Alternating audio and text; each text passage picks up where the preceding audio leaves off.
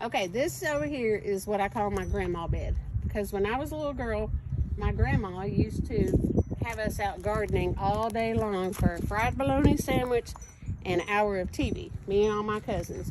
And we kind of picked up on some of her stuff, but she had an old white farmhouse, and on the side of her farmhouse was old-fashioned purple hydrangeas.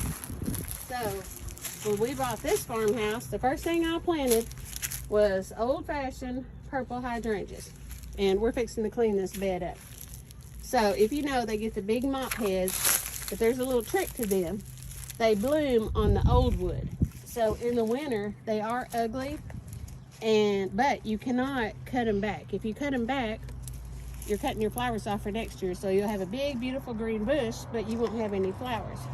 If you have dead mop heads, you can trim those back, but that's about it. And the rule of thumb is do not cut them at all after the 4th of July. There are some varieties that are endless summer. It's a new variety. It has a little bit smaller bloom, but you can go ahead and cut it all the way to the ground. And then there are limelights that are beautiful, and you can plant them in full sun. These need to be planted pretty much on the east side, so they have morning sun and then protection in the afternoon. And they will kind of wilt down in the heat, but as soon as the heat kind of dissipates, they perk right on back up. And then also in this bed is masses of Rudbeckia, also known as black-eyed Susan. I plant those because they're drought tolerant, they spread, they're beautiful, they last a long time.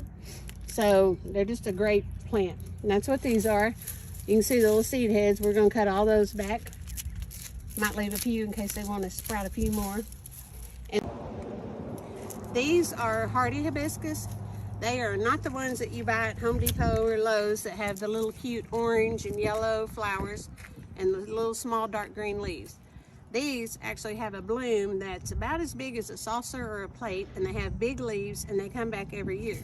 The tropical version, you have to replant every year or bring inside. So we're going to cut these back all the way to the ground. But as you see, they're brittle, not just as big. This is easy, just snap them. It doesn't matter if you just leave a little bit there. And then they're going to grow new growth from the ground up. So you just snap those back. And there might be, let me see. Whoop. There might be, it's a little bit early. No, not yet. But you'll see that they'll start growing from down at the bottom. It'll be green and make like a really nice, probably 4 foot by 4 foot shrub. And then of course we have our lamb's ear here, which kind of is bordering it. It just kind of gives it an outline for winter. More Rudbeckia. This is a simple bed, but it's so full of color in the summer. This is a camellia, and this year we had a really bad winter, so I didn't know if it was going to come out of it, but it seems to be. The blooms fried because it was the wrong season. Anyway, we're going to weed this bed and mulch it and get it all ready. So we're just going to pull a few little random weeds. The Rudbeckia, see, they just pretty much come out, just the dead. If you have some that kind of resist, you can just use your snippers and cut them along. Right here. Remember, don't cut on your hydrangeas. Leave those. I know they're not pretty right now, but they will be amazing. And you don't want to sacrifice your blooms for a little bit of pretty right now. So we're just going to go down through here. Got a little resistance here. Get all these pulled back and cut back. Then we're going to get the weeds. Pretty simple process, but it will make a world of difference. And this has quite a few leaves in it, so we'll just go ahead and rake those out when we get done. And we're just going to keep on going down. Little weedy patch here. Get rid of that.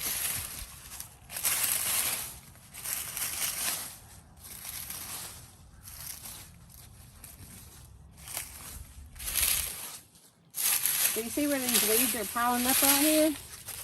That tells me I need a lamb's ear there.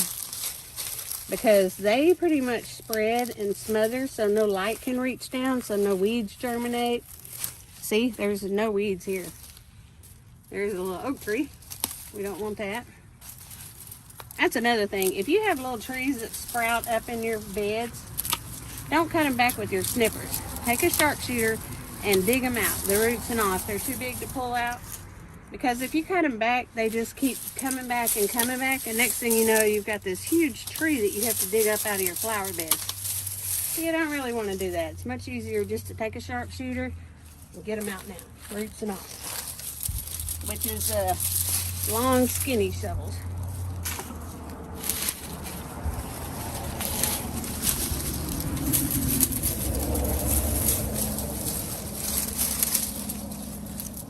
These all come out pretty easy.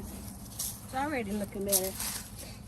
Once we get it raked down, little osmocote and mulch, it'll be good to go. I don't have to do anything but sit back and sip on some sweet tea and admire.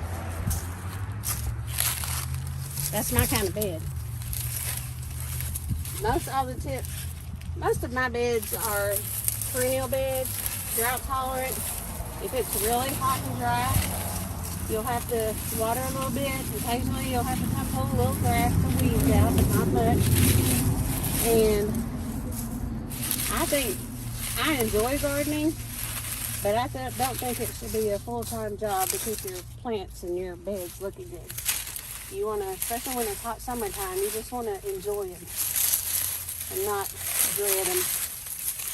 So you do a little bit of clean out once a year and do it right, and you really don't have to do much else. This time of year is the best time to come out and get everything cleaned up. The days are beautiful. The plants haven't started showing in a light yet. Alright, I'm going to finish weeding it up, and we'll spread our osmocote and start mulching.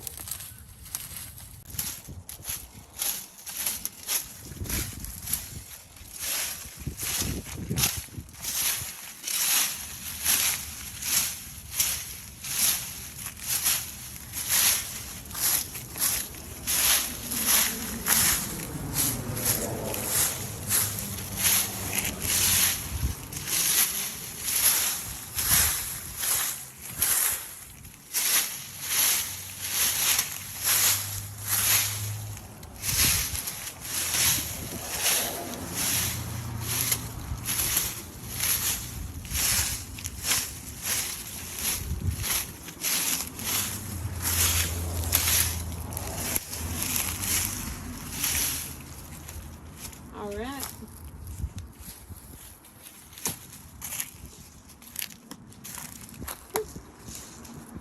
Now we're going to do our little osmocote.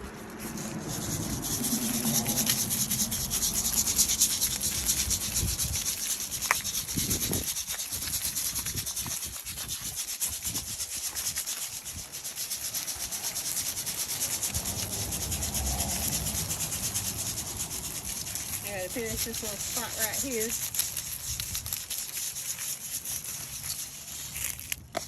That lamb's ear don't need it.